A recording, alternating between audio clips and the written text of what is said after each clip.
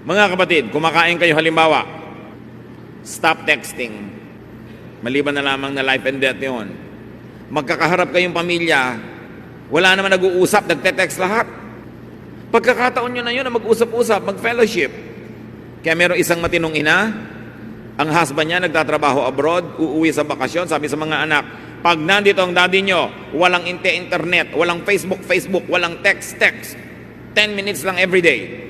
Asikasuhin yung daddy nyo, makipag-usap kayo, makipag-fellowship kayo. Dahil sayang ang oras. Pag kumakain kayo, lasapin nyo yung kinakain nyo. Yung lasa, enjoy nyo sa inyong labi, sa inyong dila, sa inyong lalamunan. Hindi lunok lang ng lunok na hindi nyo nalalasahan. Hihiga ka, lasapin mo yung sarap ng bagong palit na bedsheet. Yung lambot ng yung higaan, yung lamig ng electric fan o ng aircon o ng hangin. Enjoy the moment because it is God's gift.